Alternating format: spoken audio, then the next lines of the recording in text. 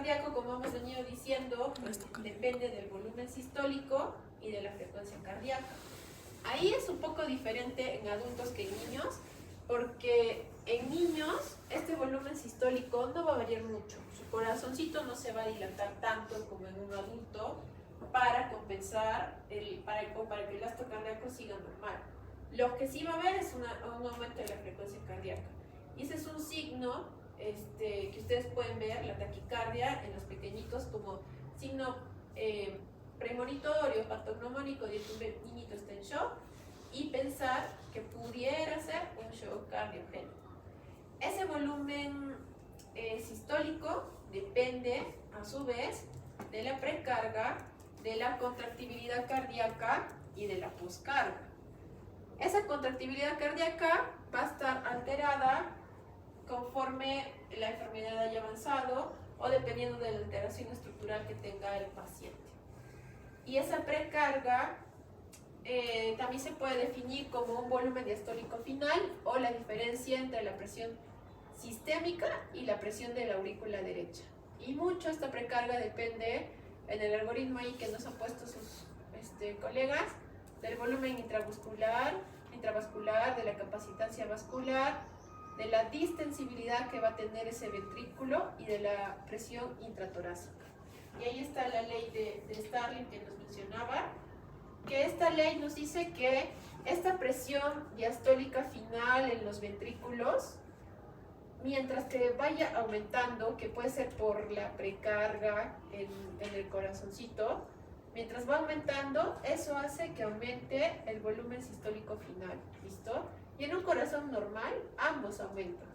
Y eso hace que el gasto cardíaco finalmente aumente. Pero en un pacientito que tiene falla cardíaca o que tiene shock cardiogénico, por más que nosotros aumentemos la presión diastólica final en este pequeñito, no va a aumentar el gasto cardíaco. Por eso es que hay que tener mucho cuidado con el manejo de la precarga y por eso es que la hidratación en estos pequeños o cuando hacemos los bolos va a ser diferente que en un shock séptico o que en un shock distributivo, como vamos a ver. Y la poscarga, pues es la suma de todas las resistencias con las que tiene que, digamos, luchar o bombear el ventrículo la sangre para expulsarla. Y ahí ¿de qué depende? De la resistencia vascular sistémica, de la rigidez arterial, que pudiera ser, por ejemplo, por una estenosis de la válvula aórtica. ¿Bien? Entonces, esto en general nos va a llevar esta insuficiencia de la bomba cardíaca a un aumento de la presión ventricular final. Eso hace que el corazoncito tenga más trabajo y que su requerimiento de oxígeno aumente. Como está fallando la bomba, este es el resumen, ¿no?, de lo que hemos visto. Como está fallando la bomba, la perfusión sistémica disminuye. Va a disminuir el volumen sistólico y eso va a aumentar el metabolismo anaeróbico, que es lo que estábamos hablando hace un ratito, y se va a expresar con aumento del ácido láctico. Esto va a desencadenar mecanismos compensatorios como estimulación simpática, que causa la taquicardia, aumento de la contractilidad cardíaca y retención renal de líquidos. Que esa retención renal es para mejorar la precarga, pero en un corazón que está mal, les vuelvo a repetir, aumentar la precarga va a ser contraproducente porque ahí empieza el círculo vicioso. Eso va a producir otra vez insuficiencia de bomba, aumento de la presión diastólica, aumento de la tensión de la pared, más requerimiento para ese corazón, y a medida que esta retención renal va aumentando y que se va aumentando la precarga, va a seguir aumentando la taquicardia, la contractibilidad cardíaca, y todo esto va a producir más demanda de oxígeno, que va a terminar en los otros síntomas que nos habían mencionado, que son la congestión venosa pulmonar y la hipoxemia. Entonces, la definición que hemos puesto al inicio, aquí ya me lo vas pasando, doctorita, que hemos puesto al inicio se puede expresar de esta manera. este shock cardiogénico, va a haber un aumento de la presión diastólica final en el corazón, que eso es debido a que no hay contractibilidad cardíaca. ¿Listo? Eso es uno. Lo otro, dale clic, es al bajo gasto cardíaco, que eso hemos visto que es por una disminución del volumen sistólico, que puede ser por alteración de la precarga, por ejemplo, del pequeñito. Bien, la siguiente, la hipotensión sistémica, como están hechos, pues van a tener hipotensión. Y la última, la hipoperfusión de los órganos diana, que eso nos va a dar los síntomas sistémicos como la somnolencia, el dolor abdominal o la frialdad distal. Bien, continúa, doctorita. Y criterios hemodinámicos, solo los dos primeros ustedes los van a poder ver en la clínica, en periferia, digamos, o en la emergencia, ¿no? Si viene un paciente con shock que tiene una hipotensión persistente, a pesar de que hacen terapia adecuada con líquidos, y hipotensión persistente se refiere a que la presión arterial sistólica esté menos de 2 desviaciones estándar en una hora. ¿Listo? Eso de ahí son los dos criterios para shock cardiogénicos y que ustedes empiecen a necesitar inotrópicos o vasopresores para mantener la presión. Lo otro, dale clic, uno más, les va a ayudar el cardiólogo. Entonces, con los dos primeros ustedes pueden hacer un diagnóstico de sospecha de shock cardiogénico y empezar su manejo para eso. Y lo demás, o sea, lo hace el cardiólogo, retrocede, con la ecocardiografía. No van a buscar ellos un índice cardíaco que ponen ahí menos de 2.2 litros minuto por metro cuadrado, o que le hacen un cateterismo y ven que las presiones del llenado izquierdo están elevadas, o igual con la ecocardio, que ven que la resistencia vascular sistémica sea alta. ¿Listo? Continúa, doctorita. Con respecto a la etiología, este estudio que es reciente, en la que nos habla de cómo clasificar un shock cardiogénico, lo hace en pacientitos hospitalizados que vienen con insuficiencia cardíaca descompensada aguda.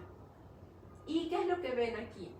¿O qué es lo que ellos tratan de estudiar? Que estos pacientitos con insuficiencia cardíaca descompensada aguda, como el que han visto ustedes en el caso que les ha presentado sus compañeras, vayan a tener un riesgo de shock cardiogénico.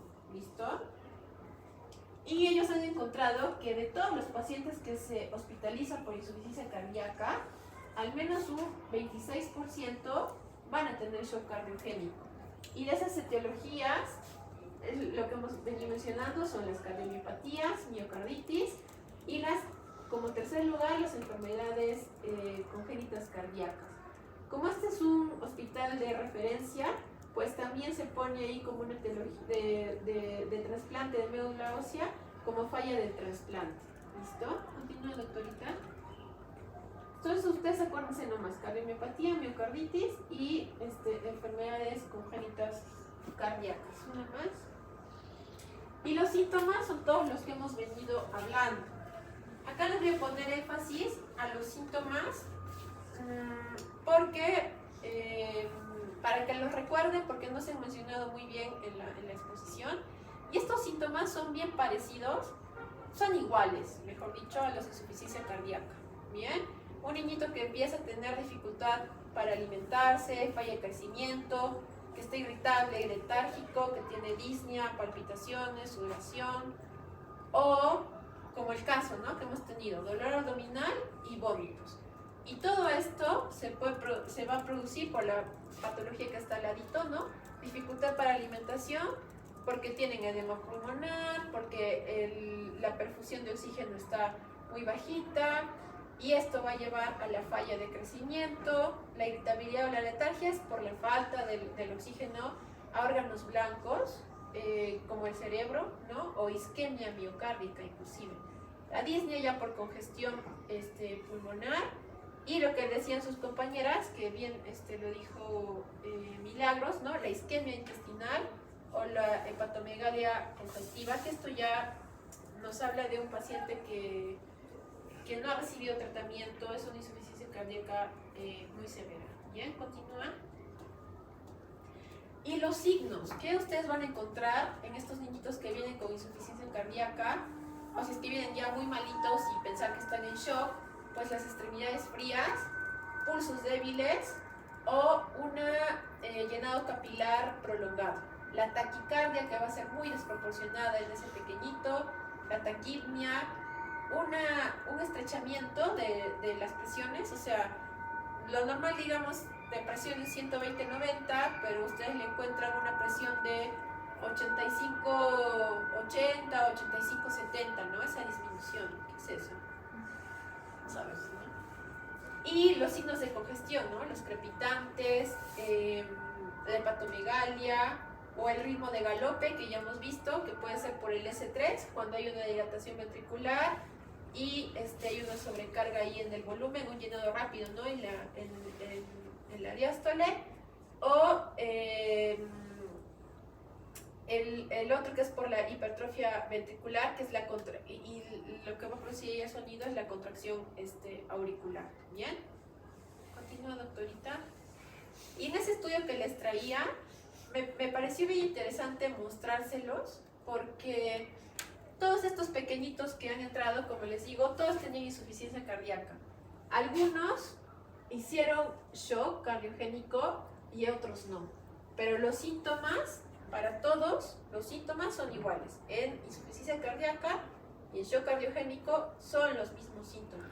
Bien, aquí hay otros que no les he mencionado, como el síncope, por ejemplo, que igual es secundario todo esto. Y todos los demás ya son los que hemos mencionado.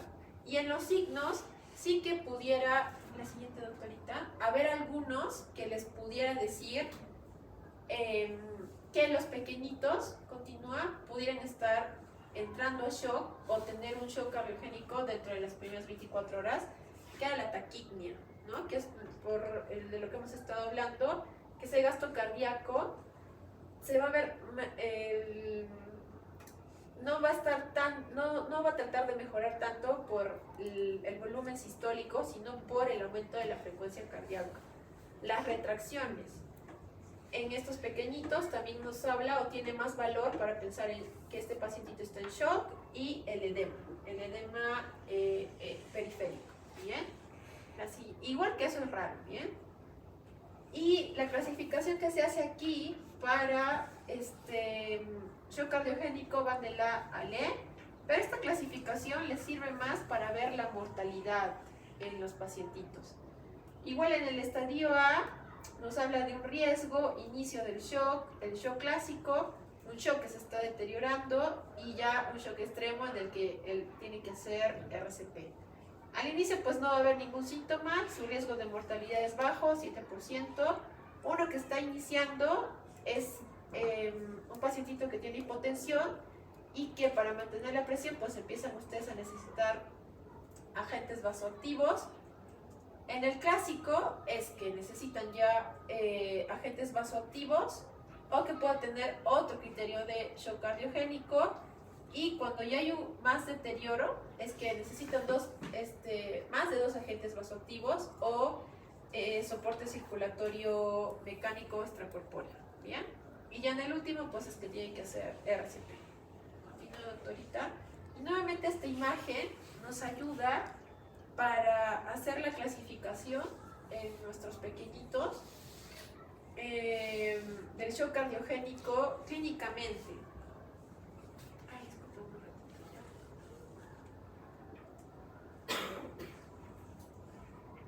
Hola, estoy en clase. Te llamo más tardecito, te llamo más tarde.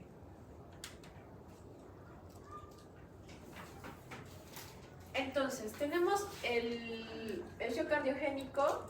Esta clasificación va a depender mucho de cómo esté perfundido nuestro paciente y de la congestión que tenga. Entonces, en el pacientito caliente y seco, como ya habíamos explicado, la perfusión aquí es normal, no hay congestión. Se podría decir que está bien compensado, pero puede tener alguna disfunción cardíaca. Cuando viene un pacientito con shock en estas condiciones, como dice seco y con presiones normales, tal vez aquí lo único que necesitemos es dar, ¿qué creen? Bueno, igual lo vamos a ver más adelante. Pero si está seco, ¿qué? Hay que hidratarlo, ¿no? Una hidratación lenta, ¿bien? Luego están los calientes y húmedos, que ahí pues sí ya hay congestión, y ahí ya bien dice, ahí es donde vamos a pensar en usar diuréticos. Porque los fármacos que vamos a ir usando van a depender mucho de cómo se presenta clínicamente el paciente, ¿bien? Y si está frío y seco, aquí sí hay pobre perfusión, sin congestión venosa, la resistencia vascular periférica está muy aumentada y el paciente puede presentarse con oliguria y alteración del estado mental.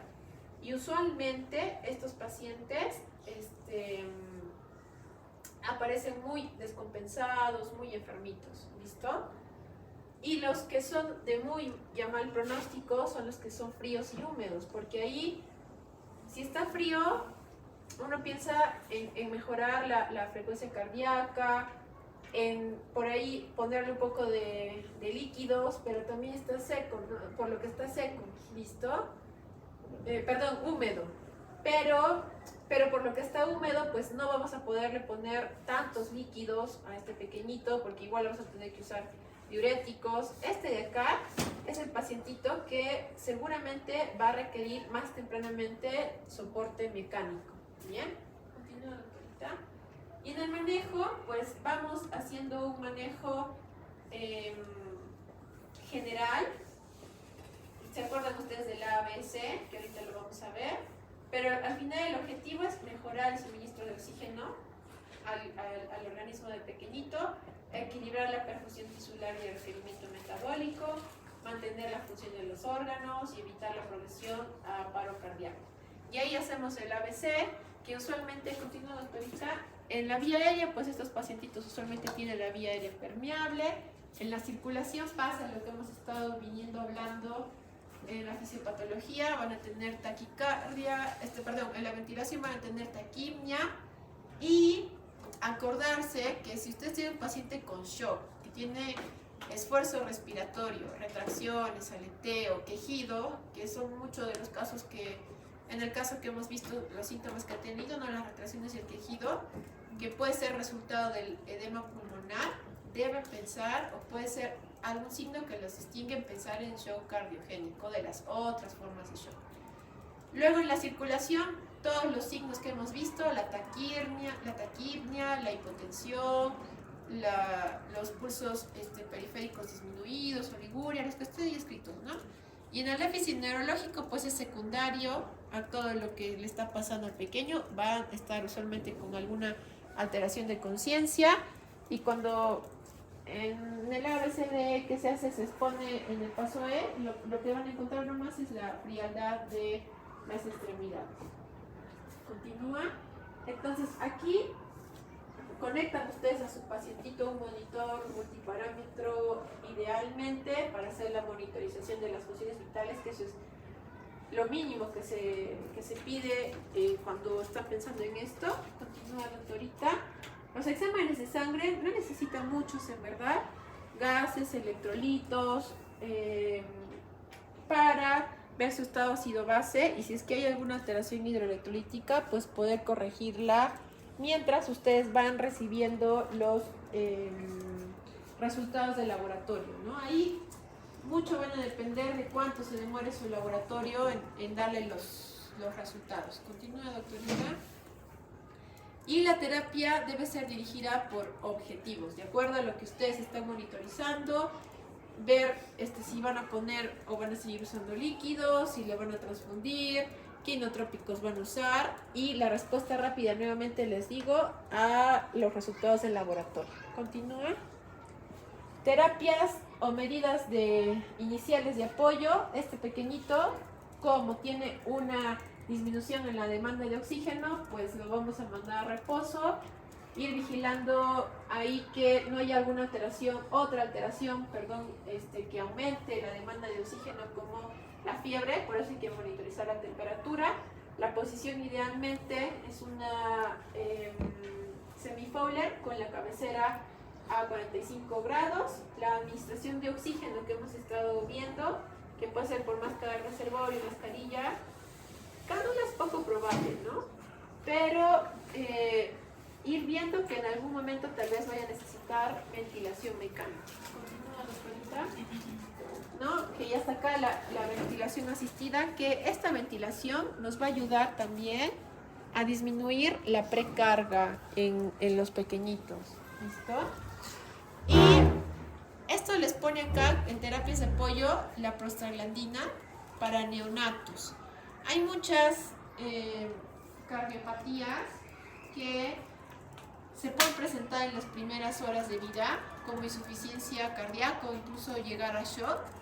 Ahí ustedes tienen que auscultar al pequeñito al inicio. Cuando son PCAs permeables, persistentes, no escuchan soplo o pueden escuchar un soplo muy fuerte. Pero esta prostaglandina en neonatitos les va a ayudar a mantener ese shunt que hay y que tal vez eso está permitiendo aún que haya una oxigenación en ese bebé. Entonces, en los neonatitos las prostaglandinas sí que les ayuda en su uso. Y nunca olvidarse de la nutrición. Pacientes cardiópatas necesitan más calorías, buena cantidad de proteínas, la restricción de sal que también se debe hacer ya en la terapia de mantenimiento que vamos haciendo. Y en la terapia específica, pues tenemos inotrópicos, tenemos inhibidores de la fosfoliesterasa, vasodilatadores, vasopresores, que más o menos hemos estado viendo en la insuficiencia cardíaca. Ahí pues en los inotrópicos, específicamente para nuestro shock cardiogénico, los que más nos ayudan son la dobutamina y la dopamina. Milrinona se puede utilizar también. Vasodilatadores casi que no usamos, pero o sea, que se pueden usar, que lo vamos a ver en las siguientes láminas. Y los vasopresores o vasoconstrictores, que ahí tenemos igual a la adrenalina, noradrenalina y dopamina, que eso en la siguiente lámina está un poco mejor descrito. ¿Cuál es la siguiente, doctorita? Acá. Aquí lo que hay que recordar es la función que hace cada medicamento. Estamos hablando que en pacientitos que tienen shock cardiogénico, su gasto cardíaco está disminuido, las resistencias venosas sistémicas están aumentadas, estos pacientes están con hipotensión y su frecuencia cardíaca ya está alta. Entonces, si ustedes se dan cuenta, la epinefrina aumenta el gasto cardíaco, pero también aumenta la frecuencia cardíaca y aumenta la presión arterial. Digamos que su efecto adverso sería en aumentar la frecuencia cardíaca, que eso va a aumentar más el trabajo del corazón y va a aumentar la demanda de oxígeno del corazón. La norepinefrina no aumenta el gasto cardíaco ni la frecuencia cardíaca, pero sí les ayuda a aumentar la presión arterial, pero también aumenta la resistencia venosa sistémica. La dopamina aumenta todo, acá le ponen que aumenta todo, ¿no? El gasto cardíaco, la frecuencia cardíaca, la resistencia venosa sistémica, la presión arterial. La dobutamina y la milrinona, si ustedes se dan cuenta, estos dos serían los medicamentos ideales para un pacientito que está con shock cardiogénico, y más la milrinona. Pero lo que tenemos a la mano es dobutamina. ¿Por qué digo más la milrinona? Porque la milrinona aumenta el gasto cardíaco, pero no lo hace a expensa de la frecuencia cardíaca. O sea, no va a aumentar la demanda de oxígeno. En cambio, la dobutamina aumenta los dos. Ambos disminuyen la resistencia venosa sistémica, que es lo que está aumentado en los pacientitos con shock cardiogénico. Ambos, esto de acá, entre comillas, sería como algo adverso, ¿no? La disminución de la presión arterial, pero también disminuye la resistencia venosa pulmonar, que eso también nos va a ayudar en los pequeñitos. Bien. Y vasopresina y levosimendan. El cimendan sí tenemos acá, que dependiendo de lo que queramos hacer, por ahí lo vamos a usar. Pero ustedes acuérdense de la epinefrina, que es más en la frecuencia cardíaca, gasto cardíaco, la dobutamina, que eso lo vamos a ver en el algoritmo. Continúa, doctorita. Y nuevamente regresamos aquí. Si estamos en el caliente y frío, miren que le estoy repitiendo, esta es la segunda vez, pero que ya va a estar escrito. Si está seco, ponemos, dale clic, le ponemos el bolito, ¿no es cierto? De cloruro de sodio al 5 ml por kilo. Si ustedes leen el PALS, les ponen 10 a 20 minutos, pero es muy rápido, ¿verdad? En esta guía nos pone al menos en 1 hora. Y los bolos que vamos poniendo son así lentos y de 1 hora, y vigilando que no haya congestión, que eso va a ser viendo la hepatomegalia, viendo si hay crepitantes. Y si con eso no mejora, puede ser que haya alguna alteración además en la frecuencia cardíaca en estos pequeñitos, y tenemos que usar epinefrina, pero a dosis baja. Si está caliente y húmedo, como está húmedo este paciente, lo primero que vamos a usar son diuréticos, ¿no? Furosemida, que es el que más utilizamos. Acá nos ponen mirrinona y dobutamina, que ya hemos visto que son como que los más indicados para pacientes con shock cardiogénico, y por ahí que de apoyo podríamos usar la noradrenalina, que nos ayuda con el aumento del gasto cardíaco y la frecuencia cardíaca. Si está frío y seco, igual. Cuando está seco, o sea, que no hay edemas, siempre usar los bolitos, vigilando hepatomegalia o crepitantes, y por ahí la mirrinona, la dobutamina, que hemos dicho que son los que se usan de primera línea. Y si por ahí podríamos usar noradrenalina para aumentar un poco más el gasto cardíaco, también nos ayuda. Y estos pacientes son los que son de más difícil manejo, que les decía. Igual, como está aquí húmedo, usamos furosemida, la dopamina, y es muy probable que vaya a terminar más rápido en ventilación mecánica. ¿Listo? Continúa, doctorita. Y ya, casi ya para terminar, ¿alguien sabe qué es ECMO? ¿Alguien alguna vez ha visto ECMO? Acá, tristemente, solamente hay 2 lugares donde se hace el ECMO, que es en el Instituto Nacional de San Borja, y lo usan para neos ahorita. Algunos niños están entrando a ECMO, me parece que son exitosos, y otros en el rebariátrico. Pero en otros países es parte de sus UCIs. Y esto es como hay una falla del corazón, hay un shock cardiogénico y que no está funcionando, pues hay que hacer la circulación extracorpórea.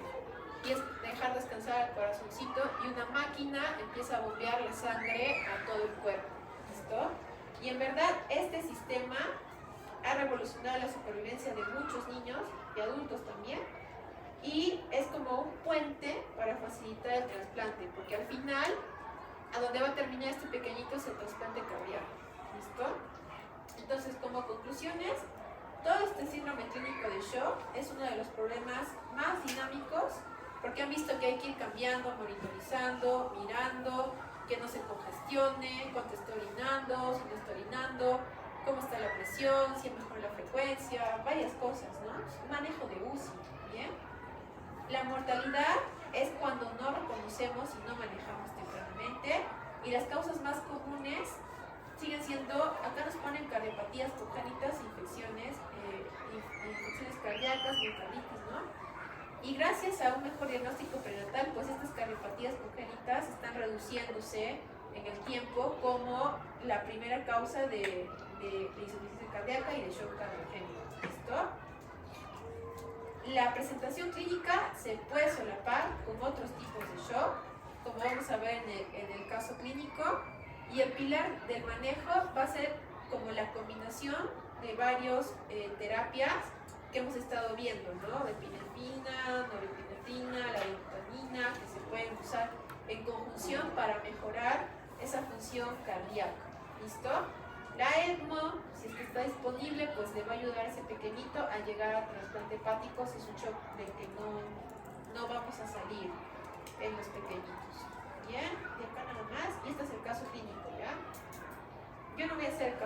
solamente se los voy a ir leyendo. Es un niñito que viene con histeria de 2 días, lactante 3 meses, irritabilidad taquímica, una deposición líquida. Por ahí de repente alguien le consulta, puede ser proceso viral, de repente está haciendo fiebre, pero la mamá dice que no está entendiendo, no está haciendo fiebre, le dan indicaciones para la casa, un hidratante y signos de alarma. Continúa, doctorita. Unas horas antes de llegar a la emergencia, está con trabajo respiratorio, empeoramiento del estado general. Continúa, doctora. Y le toman las funciones vitales. ¿Y qué ves ahí, doctorita? En las funciones vitales. Está taquicárdico. Muy taquicárdico, ¿no? Y además taquineico, ¿no? La frecuencia respiratoria está alta. Y del examen físico, doctorita, ¿qué te llama la atención? Que está somnolienta, tiene palidez cutánea, hipotonía, tiene quejido continuo y tiraje subcostal. Ajá. Y esa somnolencia, la palidez no tanto porque puede ser por anemia, pero el quejido, el tiraje, nos van a estar hablando de signos de hipoperfusión. ¿Listo? Continúa, doctorita. ¿Y ahí qué crees que se han olvidado de reportar en el examen físico? ¿O qué hubiera sido importante? La auscultación, ¿no? No dice qué tienen los pulmones. ¿Qué más? ¿Qué más, doctor?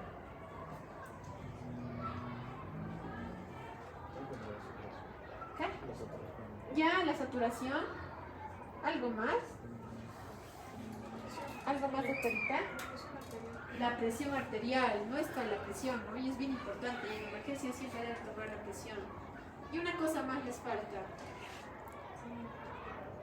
Si hay hepatomegalia.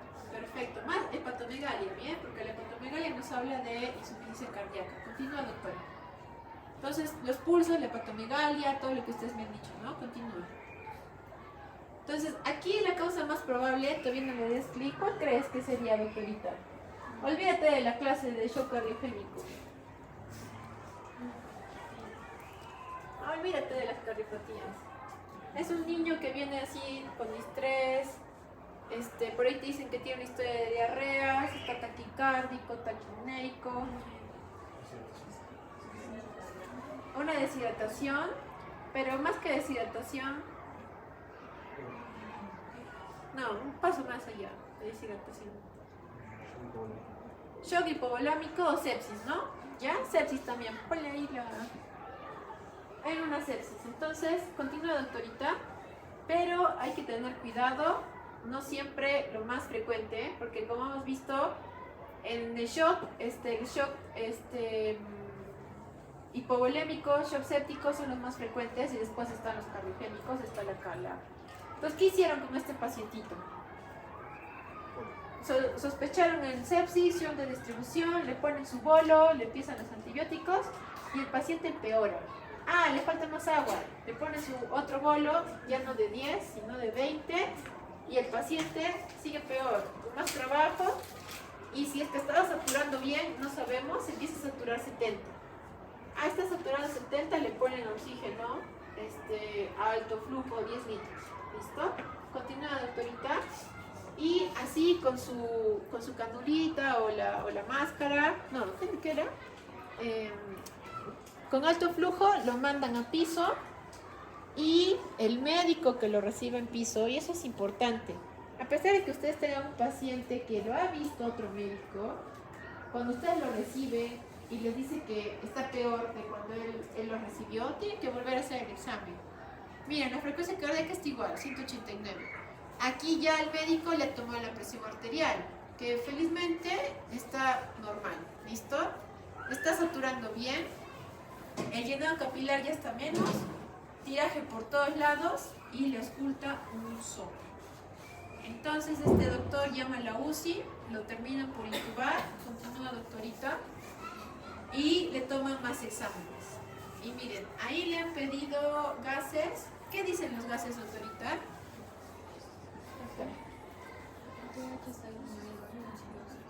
Tiene una acidosis metabólica y el lactato. ¿El lactato está bajo? ¿Está normal? Está un poco elevado, ¿no? Está un poco elevado. ¿Listo? Que puede ser por todo el trastorno hipoxémico. La PCR, ¿está normal o cómo está? Hasta 5, ¿no? Está normal. ¿Listo? La hemoglobina, ¿cómo está? Está disminuida. Tiene anemia, que eso sí es algo también que tienen que corregir. Le hicieron ecografía. No sé por qué dice la ecografía, pero dice líquido libre, engrosamiento de la vesícula. Y ponte la radiografía, doctorita. ¿Qué te parece esa radiografía?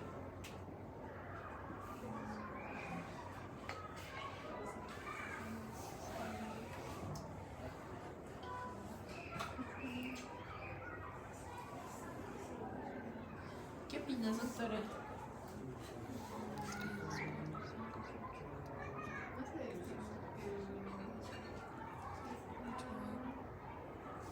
¿Cómo está su pulmón? Está blanco, ¿no? Está congestionado. Por ahí que si lo pueden ver un poquito bien, el corazón también tiene una cardiomegalia, ¿no? Si le hacemos el índice cardiotorácico, seguro que es más de 0,5, ¿listo? Continúa, doctorita. Entonces lo han congestionado el paciente. El soplo, el empeoramiento con la sobrecarga y la cardiomegalia, pues llaman al cardiólogo. El cardiólogo le hace su ecocardio.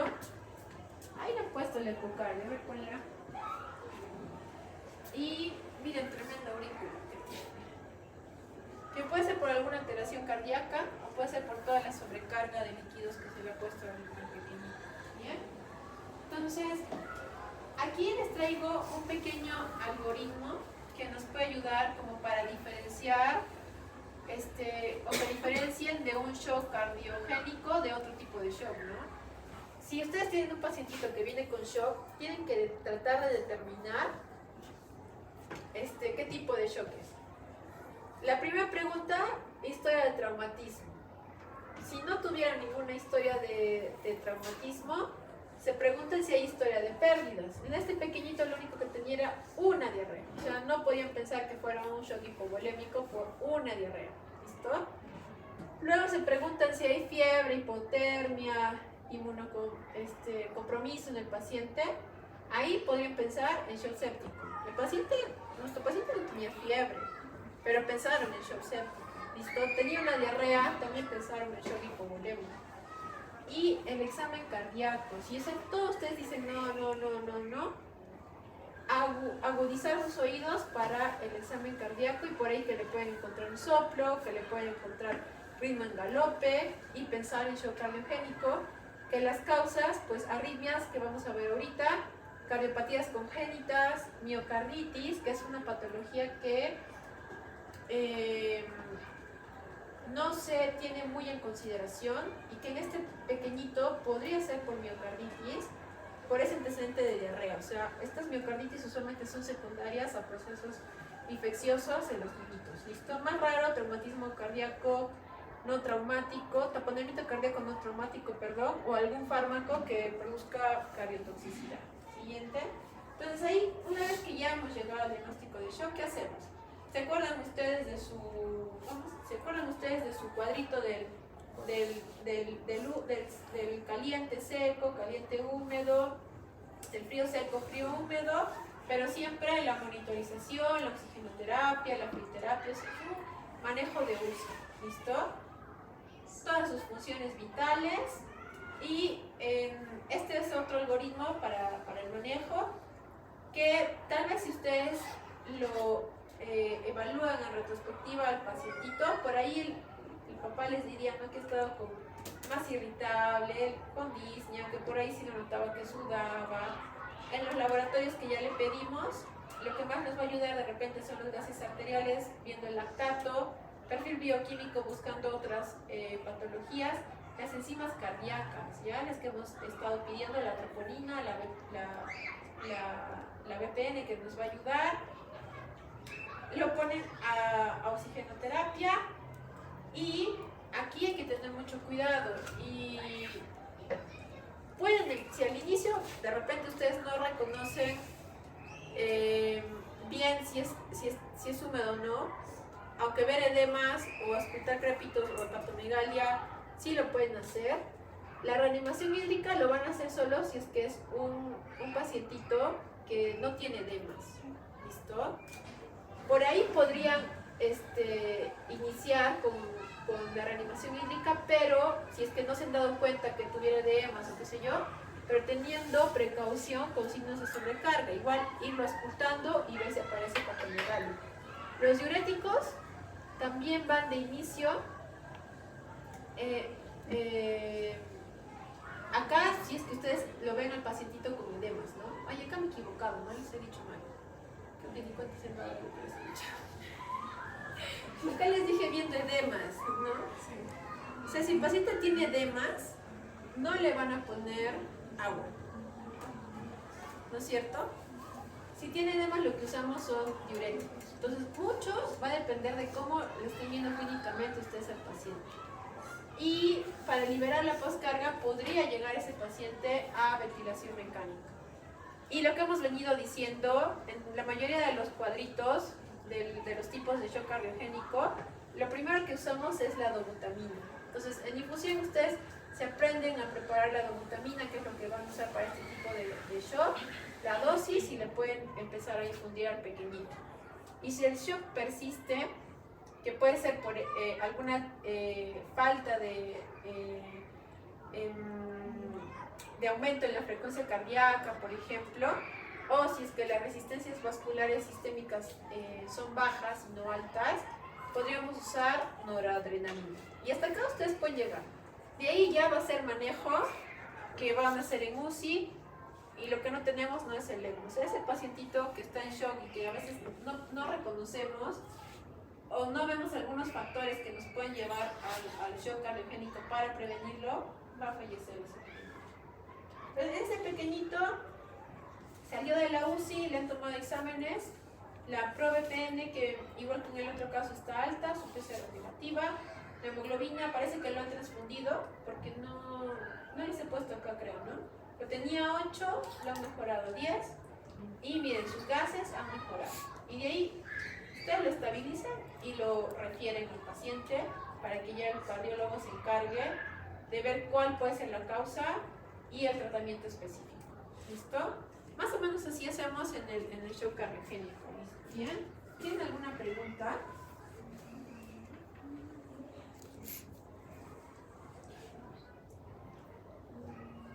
Y ahora vamos con las arritmias, ¿ya? Una tarde bien intensa.